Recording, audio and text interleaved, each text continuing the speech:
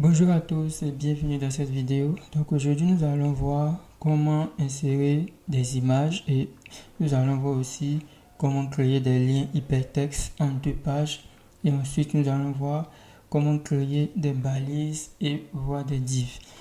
Donc on va déjà télécharger une image. On va aller sur une banque d'images. Donc je vais aller sur Pexel. Je vais taper un mot-clé comme ça. Ok, on va prendre cette image là, je vais télécharger et le projet était sur le bureau. Je vais créer un dossier que je vais appeler IMG et dans le dossier on va renommer cette image là. Voilà, donc je vais mettre dev.jpg tout simplement. Donc comment est-ce que nous allons faire pour insérer cette image? Voilà, vous voyez que l'image est dans le dossier IMG, on l'a appelé dev. Donc ce que nous allons faire, on va utiliser la balise IMG. On va utiliser la balise IMG et enfin on va mettre le nom du répertoire où se trouve l'image et ensuite le nom de l'image. Voilà. Donc vous voyez l'image est apparue. On a aussi l'attribut SLC, l'attribut alt. L'attribut alt va nous permettre de référencer l'image. Donc on va mettre un texte alternatif, image de développement. Voilà. Donc si par exemple il y a une erreur et que l'image ne peut pas s'afficher, vous allez voir que c'est ce texte image de développement qui apparaît. Voilà. Donc là l'image apparaît. Ensuite nous allons redimensionner la taille de l'image, c'est-à-dire la largeur. Donc on va utiliser ça. On peut définir une largeur de 100 pixels. Voilà, là je viens de définir la largeur. Je peux changer pour mettre à 300 pixels. Quand je change, vous voyez que ça a changé. Je peux aussi mettre à 100% comme largeur. Comme ça, peu importe la taille, il va prendre la largeur à 100%. Et il y a aussi la hauteur aussi qu'on peut modifier sans modifier la largeur. Donc on va mettre ça. Voilà. Et vous pouvez remarquer que l'image prend toute la hauteur. Bon, c'est mieux que l'image prend toute la largeur, ce serait plus intéressant. Voilà, donc ça serait mieux pour une bannière. Et ensuite, on va créer des liens. Voilà, donc pour mettre un lien par exemple sur l'image, on va utiliser la balise A. Bon, on va mettre le lien directement sur l'image. La balise A sera la balise IMG sera à l'intérieur de l'image.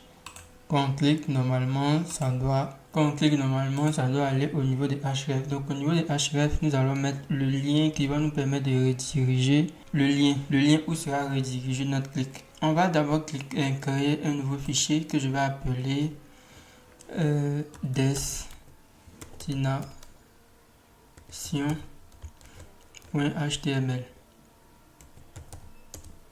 Voilà, donc ici, on va mettre la balise minimale en HTML, comme ça.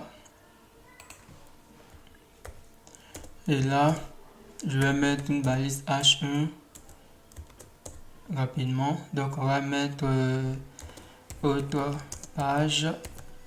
Et puis, on va mettre un lien index.html qu'on va appeler retour à l'accueil. Voilà, donc ici on va lui dire quand on va dans le fichier destination.html. donc lorsqu'on va cliquer, vous voyez que ça vient sur autre page. Lorsqu'on clique, ça revient sur la page où on était auparavant. Donc quand on clique, ça vient sur notre page. Quand on clique, voilà. Et on peut faire ça avec même des textes si on le veut bien. Donc on va remettre en fait un autre lien que je vais appeler destination. Et puis ici, je vais mettre clic sur le lien. Donc normalement, le lien va apparaître juste en bas. Quand je clique, c'est ça. Et ça fonctionne correctement. On va avoir aussi des divs. Les divs nous permettront de regrouper ça par section. Par exemple, on va créer nos divs comme ça et on va pouvoir mettre tout ça dans la div. Voilà, donc si je mets tout ça dans la div, ok, donc logiquement, voilà, logiquement ça ne va rien changer, c'est juste qu'une div que j'ai créée et j'ai décidé de regrouper. Donc lorsque je vais vouloir tout changer, vous allez voir que on pourra changer le style du background carrément. Regardez un peu ce qui va se passer quand je vais vouloir changer le style du background. Voilà, donc vous voyez que il a mis le bleu. Bon, je vais mettre un gris. Voilà, vous voyez qu'il a mis tout en gris. Voilà, c'était juste un exemple de l'utilité d'utiliser des divs. Voilà, ok. Et ensuite, on va voir les listes. Comment on fait pour définir des listes? Bon, on va définir la liste juste ici. Donc, on va utiliser la balise. Il y a deux types de listes. Il y a les listes ordonnées et les listes non ordonnées. Les listes ordonnées, c'est OL. Et on va utiliser la balise LI pour définir les éléments de liste. Là, je vais mettre HTML, CSS et JavaScript.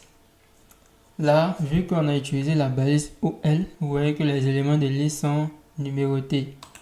Donc, on va faire la même chose, mais avec la balise UL. Donc, je copie tout ça pour aller vite. Voilà. Donc, lorsqu'on met UL, vous voyez que c'est marqué des listes à piste. Voilà. Donc, maintenant, vous saviez comment on crée des liens en deux pages. Et par rapport au lien, on peut même créer un lien qui va rediriger vers Google.